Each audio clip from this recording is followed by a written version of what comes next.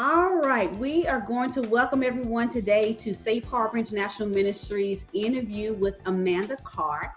She is a survivor of domestic violence. And as you guys know, October is the month that we bring awareness to this issue, awareness to domestic violence and the victims who have survived. And we don't call them victims anymore, we call them survivors. And that's who I have on the phone call with me today. And I just want her to share her story. But before we get started into all of that, I'm going to tell you a little bit about Safe Harbor International Ministries. We are a 501c nonprofit that help domestic violence victims, survivors, come out of abusive situations. We help them walk through their pain, tell their stories. We also have an online support group for any victim any survivor, that have gone through abuse and they need to share their story. They need a platform to be able to express some things that they have gone through. So this is what we're doing today. We're talking to Amanda. Let me tell you a little bit about how me and Amanda met. I haven't seen Amanda in 7 years. We worked together at World Overcomers Outreach Ministries Church 7 years ago. And I never really just knew her personally. And as I began to kind of talk to Amanda over the last couple of weeks, I got to know the crazy, fun side of her. And she is just a phenomenal woman. I mean, she is. She's an awesome woman. And I'm like, God, I really would have enjoyed meeting, really knowing her back at that place. So I want to say this before we get started. When you're working with people and coworkers or going to a church, try to reach out and get to know people and get to know who you're working with, because you are missing out on some awesome people to get to know. You're missing out on their stories. You're missing out on who they are. You're missing out on the anointings that they have on their life. And I just see that with Amanda. So I'm glad that God allowed us our paths to cross again, and we meet back up. She is the founder of Triumph, and she's going to talk a little bit about that a little bit later, and just some awesome things that her company is doing. I am fully on board with what they're doing. It's just phenomenal. So let's go ahead, Amanda. I want to introduce you, and I want you just to kind of talk to the people today and tell men and women, why it is so important to share their story. Hi, Marquetta. First, thank you so much for allowing me to do this. I am excited about us partnering together and other things and what your nonprofit is doing. Any nonprofit that brings awareness to domestic violence is really heavy on my heart because I am a survivor of domestic violence. And I went through it in my late teens, early 20s. This is the time for me that I think is important that I stop being just a survivor and start being more of a voice and an advocate for domestic violence. So many people are still struggling and they feel like they're alone and nobody understands. But it's a lot of nonprofit organizations that has the tools that you need to get out of the relationship, get out of the abuse. But sometimes I think it's just good for people to see the face with the voice to say, okay, if she did it, I can do it. Because that's how I felt. I felt alone. I didn't think, and I knew about the hotlines and the different organizations at the time.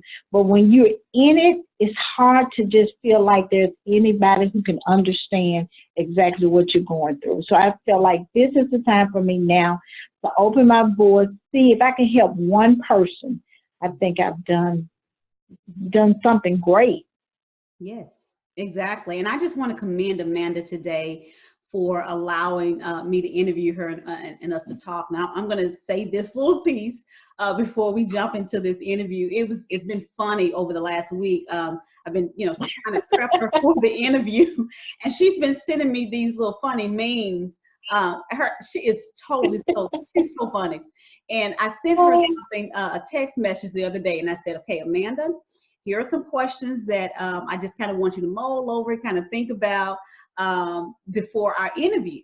And she sends me this meme back, one of the memes of a lady sitting in a chair and passing out on the floor. And I'm like, oh my gosh, she's so funny.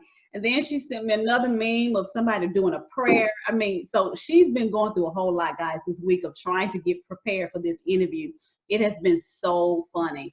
So I just want to commend her again for being brave enough to do this. Now that we're at this point of her sharing her story, I don't want to lose her today and lose any parts of the story. So let's jump right on into this before she loses her strength or her energy to do this, or her nerve. So let me go ahead and I'm gonna ask you this first question, Amanda. Talk to us about your first relationship, your first abusive relationship. And Okay, my first abusive relationship was my high school sweetheart. He was an athlete. He was, a little popular around the school, and I can't exactly remember how we got together, but I felt like in the beginning that he was really, liking me as much as I was liking him. And another boy that was going to the school at the time, he was very popular. And he made the comment to him and said, "You like the girl with the big head." So when he made the comment, he started acting differently toward me, like he was ashamed of me. But somehow we ended up in a relationship, and I became pregnant, single mom, teenage mom. And we was together almost 2 years before any signs of abuse that I thought wasn't signs, but now that I look back on it, there were signs. So it was during that time that I got into the abusive part of the relationship. It was after high school. We had actually graduated from high school before it actually started. Well, talk to us a little bit about, share with us today about some of the red flags, because you said earlier that when you look back now, you didn't know that some of the things that you've gone through was abuse and you didn't recognize it. But now looking back, let's talk about some of those red flags, some things that just stood out in that relationship as you can kind of go back and mull over that relationship. Talk to us about that. Now that I look back, one of the things that happened was he started trying to isolate me from my family. My family was very close-knit, even to this day, we're very close. And he started to isolate me, and I thought, oh, he just loves me, and he wanted me to be with him all the time. But he was really using that time to pull me from my family, and he was very controlling about what I wear, what I say, who I was around. He always had something to say about people who I hung out with. Even in school, he didn't really care for my friends. And at that time, I'm thinking, well, he just wants me to be around him. But those are the steps that some of the abusers take. They take control of your finances. They isolate you from your family and friends. They're very controlling about what you wear, where you go, what you say. And at that time, I didn't even recognize the signs, even though my mom was a survivor of domestic violence. It just, the signs wasn't clear to me. I never understood. And not only the signs of an abuser you have to be aware of, but as victims as well, because I became withdrawn. And a lot of times when our children, and the abuse can start as early as middle school. So as for me, I started withdrawing back. I got quiet, and a lot of people don't believe I'm shy, but I'm really shy. I'm quiet. And the more he continued to manipulate me, the more withdrawn I became. And my family, they may or may not have known signs of the victims, but it slowly changed. They started changing who I was, even my personality and how I just related to people. So I would say, as parents, if your child, your daughter, her behavior, her personality, and things start changing, ask questions, get involved, know who they're with, where they're going. And a lot of times, the victims will hide the abuse for years. I hid it for 2 years before my family even knowed anything about it. And that's what I want to ask now, Amanda. Talk about the first time, the very first time you reached out for help. because you were going through this, and you said 2 years you hid this from your family. But what was, I guess it's a twofold question here. What was the moment that it clicked for you that you said, I have to reach out for help? Something is not right with this. I never reached out for help. Mm. Never. My family would start to intervene. And my grandmother made the decision instead. Because whenever they would come and get me, I would go back. Mm-hmm. I would continue to go back. It was almost like a pull. Mm-hmm. And my grandmother said, don't go back and get her. Don't try to save her. When she gets tired, she'll do something about it. Mm-hmm. Another thing domestic violence victims go through is rejection. Mm-hmm. It's almost like a form of rejection when you're with this person that says they love you and you love them, and then they start to abuse you. Mm-hmm. So I was feeling rejection from him. Mm-hmm. At that time, I felt rejection from my family. Okay. I had children. As bad as things was, I just really didn't want to be a burden to anybody. So I would go back and say, well, if I don't do this, if I stop doing this, maybe he would stop getting upset. You almost begin to think like it's your fault. Right. And he really didn't have triggers. Anything would set him off. So I would always walk around like on eggshells, never reaching out for help. And it just came a point in my life when I said, okay, death is better than this. Mm. I'm not going to continue to let this man hit me, degrade me, treat me like anything. And so that day I just made it my mind, I'm going to fight back and let the chips fall where they may. And that day I made the choice to fight back. And I left the relationship. Even after I left the relationship, because he said to me, leave, because one of us would get killed. Mm-hmm. So that time, he allowed me to walk out the door. I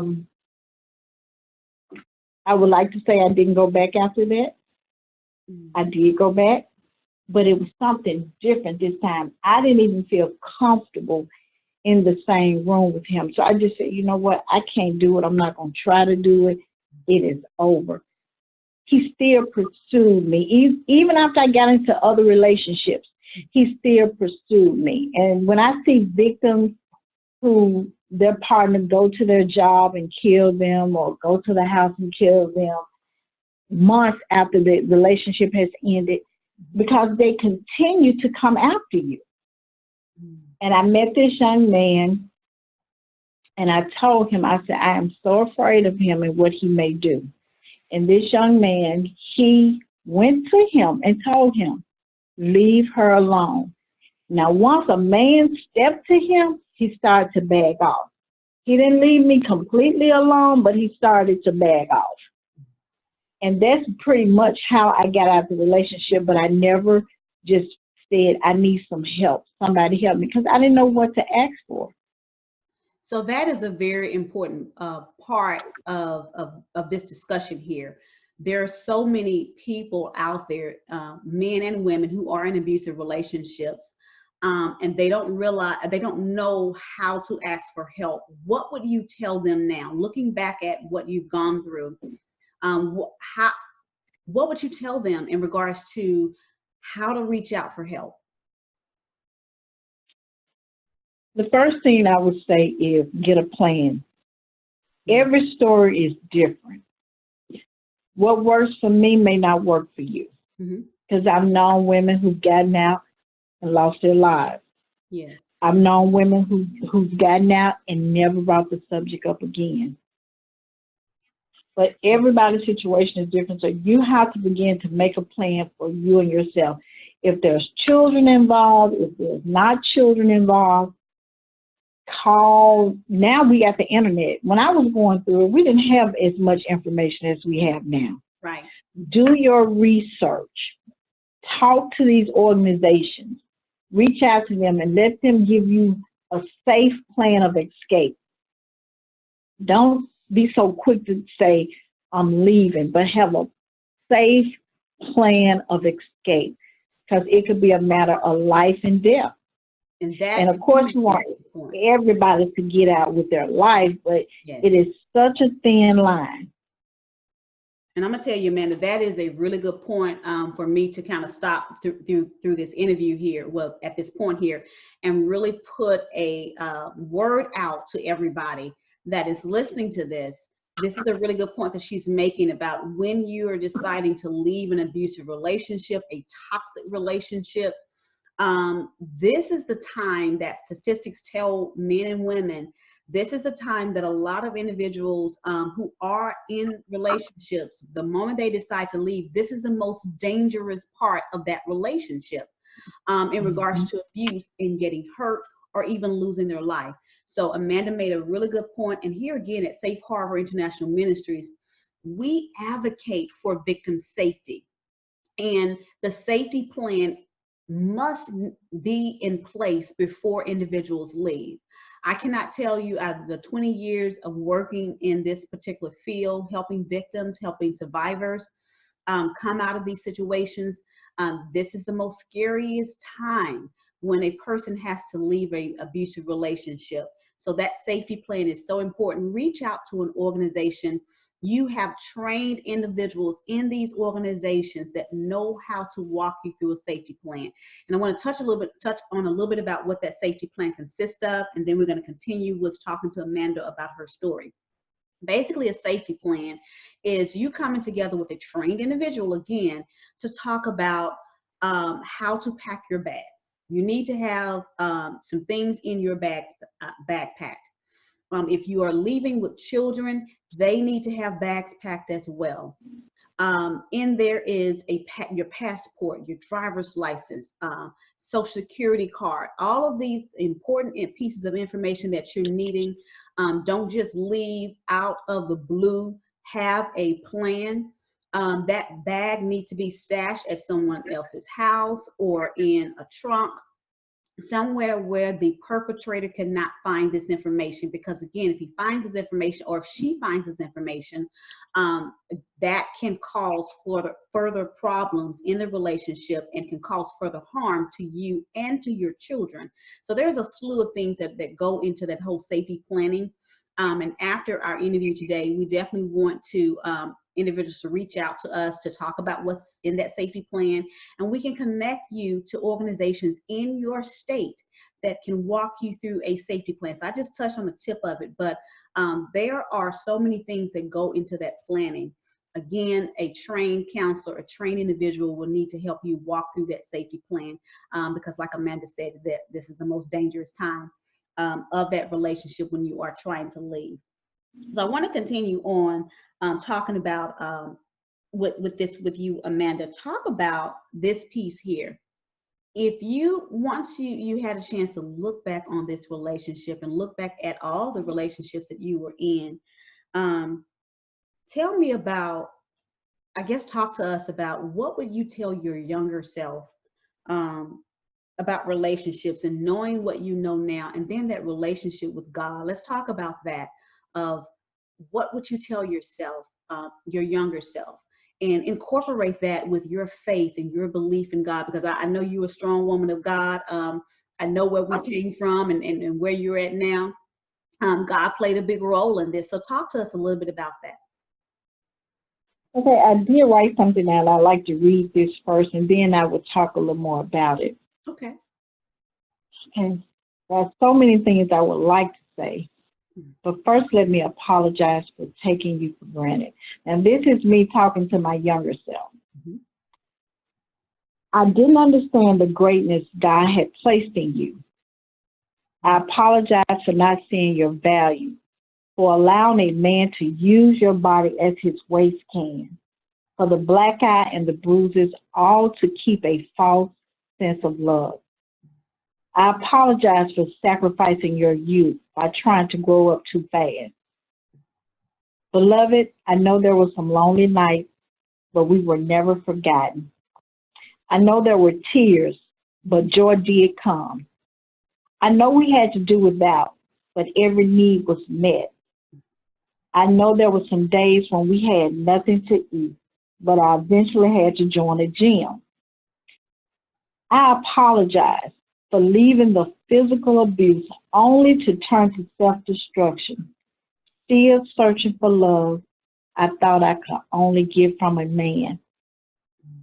I couldn't continue to stay stuck and hide behind the phony smiles.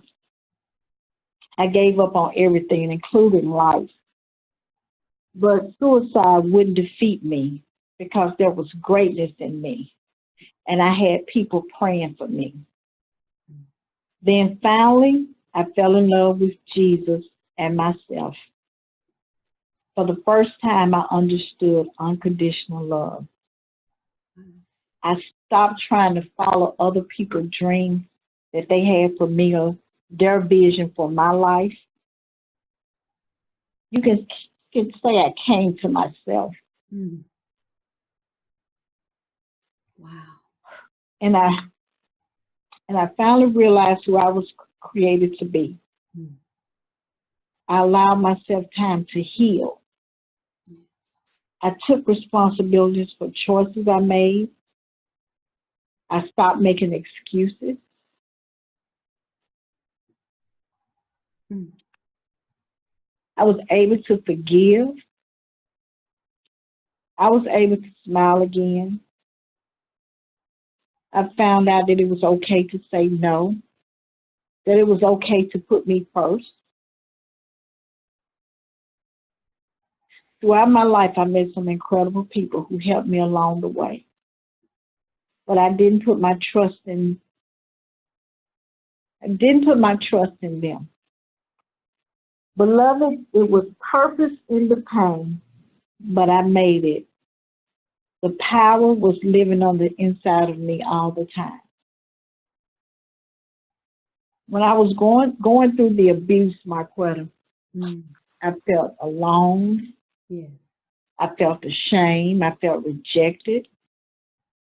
I didn't feel good about myself. He told me more than once that I was ugly. I would never be anything. That he was going to give me so many children that nobody else would ever want me. Going through all of that, it just took away a part of who I was. And I began to believe everything he said. My family had made the choice that they wasn't going to try to intervene anymore. And now I understand why, because they come get me, I go back. He wouldn't allow me to read the Bible, go to church. He monitored every phone call. He controlled what I wore. He just controlled my entire life. And one day, my grandmother gave me a Bible, and he destroyed the first Bible, so I got another one, and I hid it in my mattress. Didn't really understand much about reading the Bible. Didn't know how to pray. But I watched Bishop G. Patterson one Sunday morning, and he said, learn how to encourage yourself. And that has stayed with me to this day. I had to get to a place in my life where I had to talk to myself to build myself back up, because he had tore down who I was. I had to build myself back up.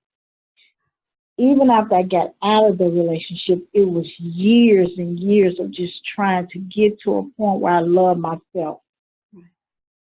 I tried to commit suicide back in 2007. I had been out of the relationship 20 years, but I was still battling with the demons of what he had took from me. During that time, I really understood a relationship with God and what that actually meant. People say all the time, I was brought up in the church, meaning I went to a building every Sunday. But until you get brought up in who God really is and what you really mean to him, it was only during that time that I just started saying, okay, I did it this way for years, and I'm still struggling. What can I do differently? And I started reading the Bible. I started from Genesis, the first chapter. I will read. I will write. I even did a family tree of Jesus. I wanted to know everything there was to know about who Jesus was because I knew that was the only way that I was going to finally be free. And I'm not going to say every day is going to be good. There's still some hard days. Mm-hmm. But the only difference now is I know where to go to. Mm-hmm. There's no question about where I go to. I know who to go to. Like I said, I didn't know who to go to about the abuse. Mm-hmm. But the more I spend time in the Word, the more I make Him priority, the more I'm built up. And that's another reason how Triumph Cosmetics became about, because the more I was in His presence, the more He was revealing Himself to me and what my purpose is and what my assignment was. And the more love I felt for women and men. Mm. People go through so much. They go through being single parents or without a parent or losing their parents young or can't find a job. We go through so much in life, and everybody has this mask on. Everybody's just trying to take care of themselves. But I want to be that voice for the person to say, it's okay to cry. It's okay to ask for help. But don't stay stuck. You got to get up. You got to just get to a point to say, okay, through Christ, I can do all things. And you just make the effort. And one thing God will do, if you take the first step, He'll make a way for the second step. Mm. A lot of people look at me like, you got 5 children, you're single, teenage mom. But I'm at a point in my life, Marquetta, where I would say, God has never left me nor forsaken me, even in the midst of all of that. It was a choice. You make choices every day on what you're going to do. Make God your first choice. Make Him first in the morning. Even when you can't see your way, make Him first. And us being earthly vessels, He'll reveal all the hidden treasures that's in us. And we'll begin to see things differently. So as I'm hearing all of this, and I have goosebumps, by the way, while you're talking, because I'm seeing the transformation. Even when I was back at the place at World Overcomers, working with you and just talking with you today, there's such a transformation. I didn't know your story back then, but I knew it was some pain. But now talking with you today, I can see the transformation. I can feel it. I can hear it. And basically, to take away from all of this, talking to you about your past and how you came out of abusive relationships, it sounds like what you are telling people is having that strong faith in God is a must have in order for you to heal completely. Because you talked a little bit earlier about you were out of the physical abusive relationship. You had left him.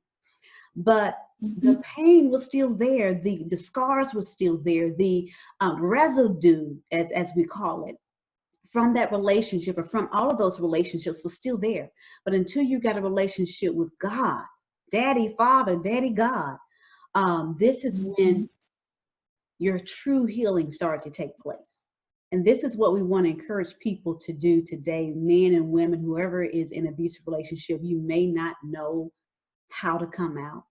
You may not know who to talk to, but we wanted to encourage you today, even through this interview with Amanda, find strength in talking to God. And I want to just put a pin right here. People think that you got to have this elaborate language to use when you're talking to God. You have to know all the scriptures. You have to know, you got to be so prophetic and so profound when you go to God the Father. And I'm not downplaying who God is by any means. He's awesome, but he's so personable that you can just simply say, God, I need help. I don't know where to go. I don't know who to talk to. I haven't spoken to you, God, in 20 years. I just need you to hear me right now. Those are the prayers that God receives the most. These are prayers that are coming from your heart, not prayers that have been rehearsed or a packet that you've gotten that somebody says, pray this and he'll hear you, or say these 5 things and he'll hear you. He's listening for those prayers from your heart. You may not know who God is. You may not know how to reach out to God, but this is something very key today through what we're taking away from this interview with Amanda is simply talking to God and just saying, God, I need help. I don't know. Because you got to understand, God knew us before our mother knew us. Yes. Yes. He knows us.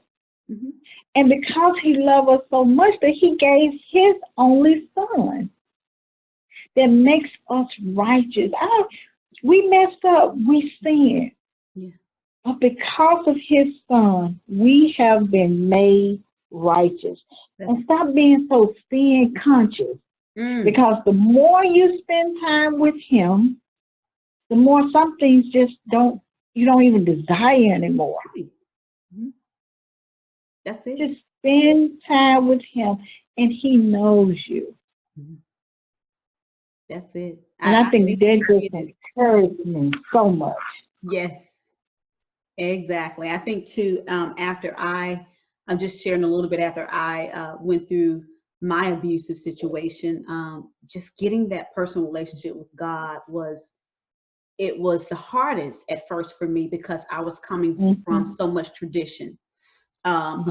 You got to pray it this way. You got to say it that way. And I was very intimidated to even talk to God because I was so sin conscious. I was aware of, oh my gosh, I was out here doing all of this and I was doing that. So this is why this happened to me. And this is why we went through all of this. So, I mean, all those things was going through my head, Amanda. But God was just simply there, just waiting to talk to me. Like me and you're talking today. This is how you can talk to God. You can just, hey, God, this is what's going on with me. Help me. I'm here. Help. Start moving toward him. Yes. Just start moving. Yes. Faith is an action. You have to do something. Right. So just start moving toward him. Get around people who are,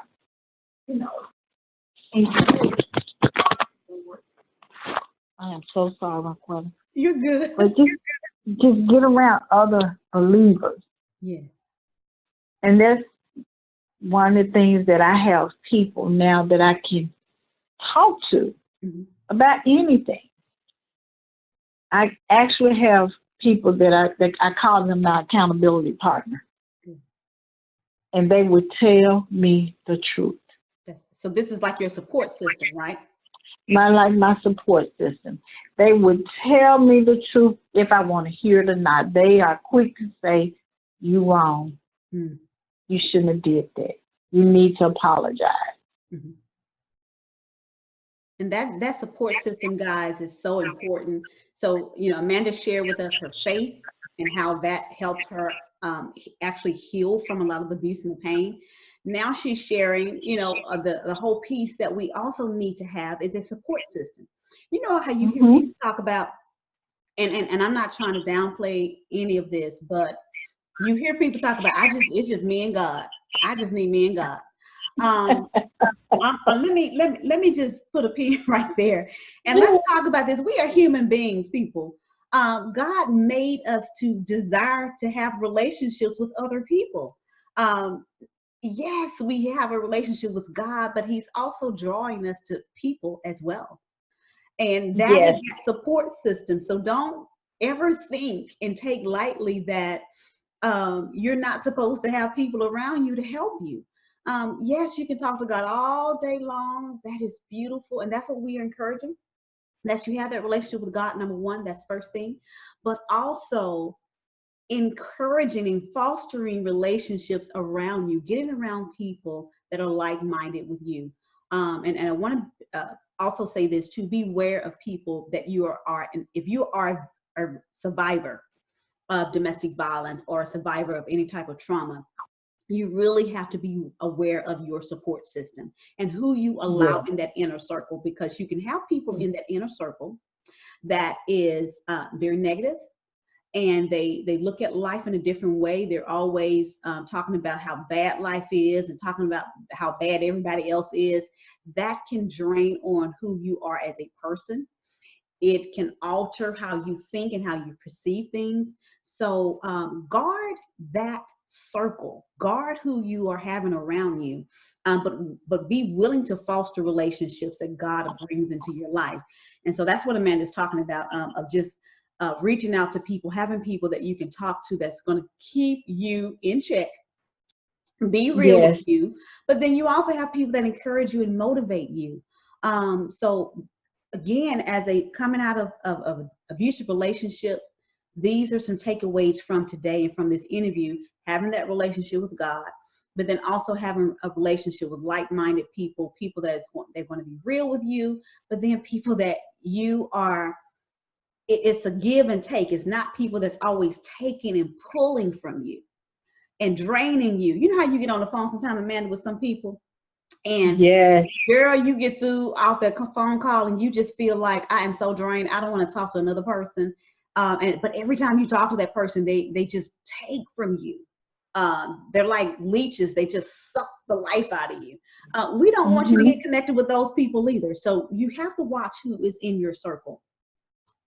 Yeah, even if you remember the movie, What's Love Got to Do with It? Even Hmm. her mom Hmm. told Ike where she was. Oh, And I yeah. don't know if that was just a part that they played in the movie. So you have to be real careful.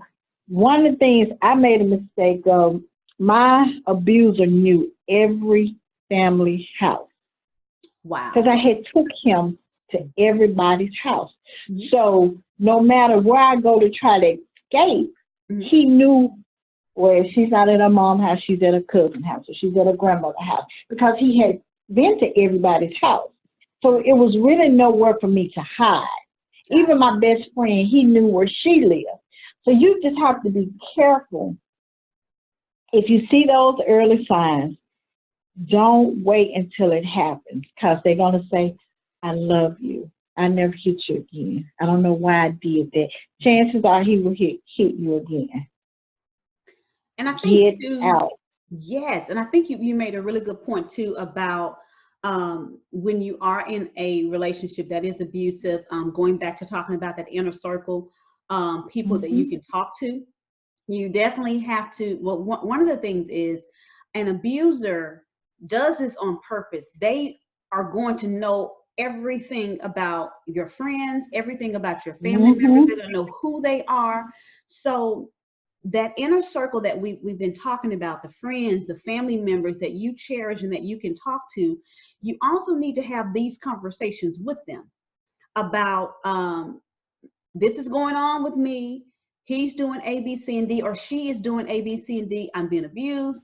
I need you to keep some secrets from me. I need you to not tell the abuser where I'm going. I need you to not Hmm. tell them I'm going to the store.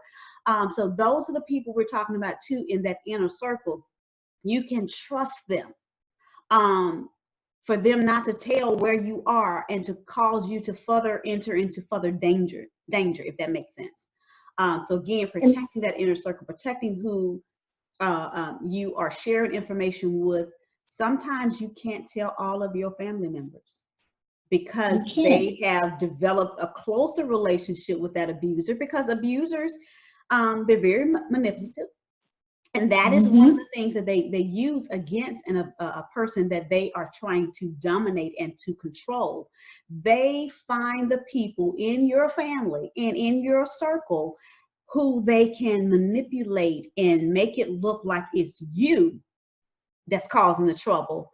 And then they really try to get into that inner circle and try to get everybody on their side. So when it's time for you to leave or time for you to stand up and make a move, it's almost like you're crippled because now he has access to all of those individuals who you cherish and who are dear to you. So that's another thing that we want to encourage people to do. Watch out for that, and make sure. And another thing I didn't mention, Marquetta, was one of the signs they will start to try to compare your family relationship based on their family relationship. I remember it was my sister's birthday and I bought her a cake. And that made him so angry because I bought a cake for my sister. I think she was turning 16. He threw the cake in my face and said, "You didn't buy a cake for my sister." Wow. So it was just stuff like that. Just there's like a jealousy that you have with your family that they don't have, and they always bring that up.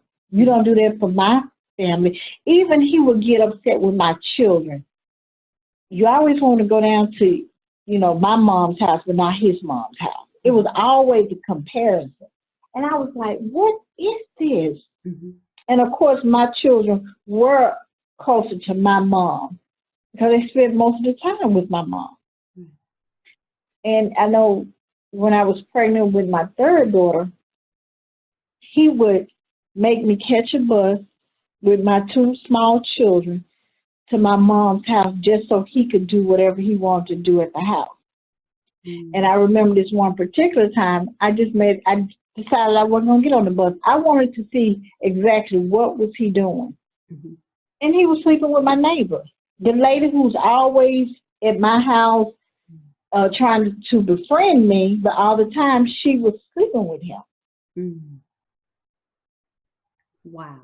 So it was just so much.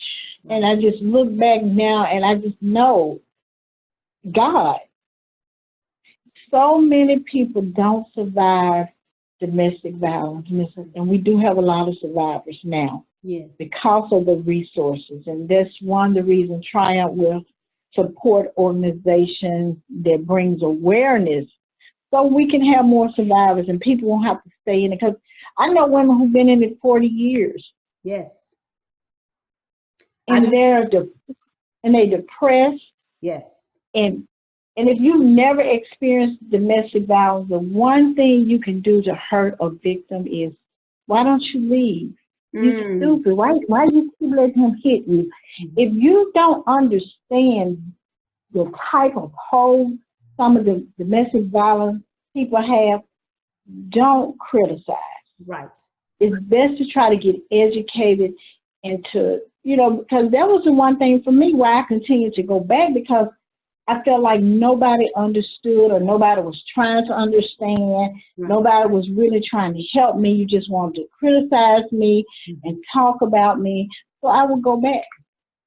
And that's something we tell people too. If you don't understand it, don't criticize, don't judge, and don't. It's like you're blaming the victim. You're blaming the individual for things that have happened to them. So if you don't understand all of that, get educated, get informed.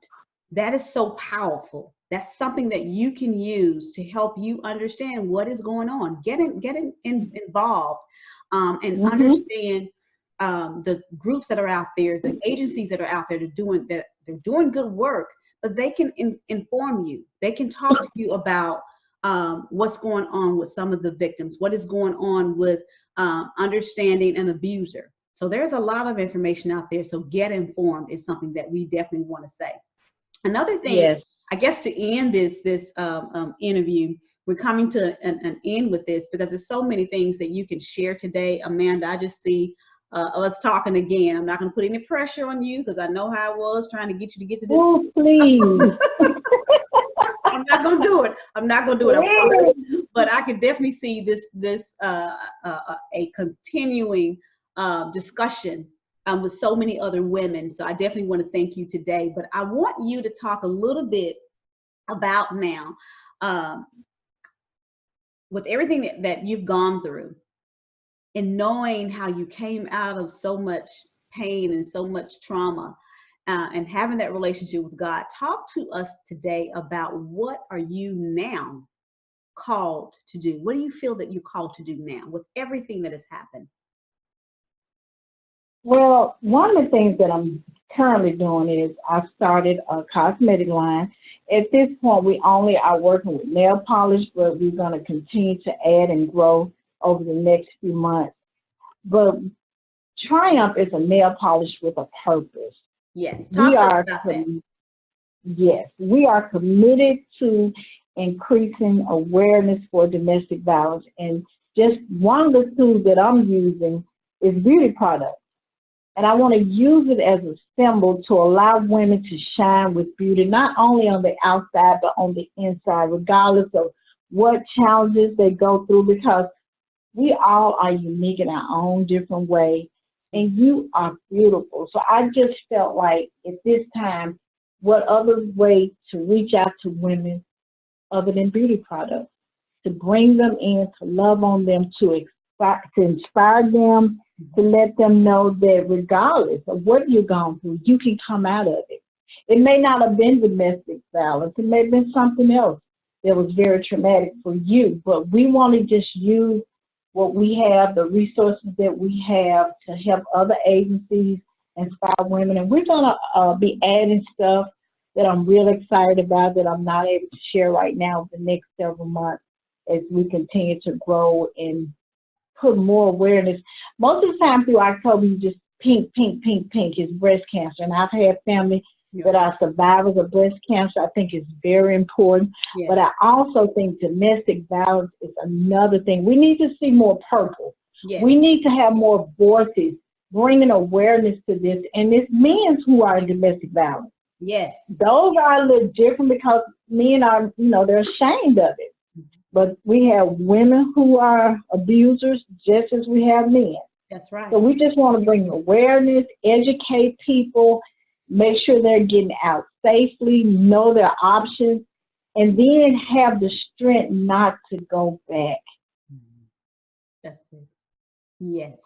And I want to thank you for sharing that information about what you're doing with Triumph. I was so on board. I read the information about it and the purpose behind that. And I love nail polish, by the way, so I am definitely going to get me a bottle of purple nail polish, ma'am. Well, yes, so this month we actually have it's called Queen. All our women are Queen. Yes. And we have a 25% off this month in recognition of domestic violence. I love it. I love it. I love it. And it symbolizes so much. But one of the things that stand out to me is making women feel beautiful when they have gone through some situations like yours, like mine. Coming out of those situations, one of the things you want to feel beautiful again. Yes. And that's something that has been taken away from a lot of women and a lot of men. They feel like they're not worthy and they're not beautiful. So if anything that we can take away from some of the things that you guys are doing with Triumph is making people feel beautiful again and letting them know that they are loved. And that's what we do here also at Safe Harbor International Ministries. This is why I wanted to really partner with Triumph and partner with Amanda because they're doing some good work. We also are on the front lines, boots on the ground, as they call us, helping victims get out and share their stories, but also making them feel like they are loved. And this is why we want to connect them with Amanda and Triumph so they can get some nail polish and we can just those simple things, just having nail polish on. I'm telling you guys, you don't understand how that makes people feel. They feel beautiful again. And that's something that we want to stress here at Safe Harbor International Ministries. Through all of the scars, through all of the pain, through all of the hell that you've gone through. I hate to say it, but that's what it was. That's what it was. That's exactly what it was. You are still beautiful and you are still loved and you are appreciated and you are not alone.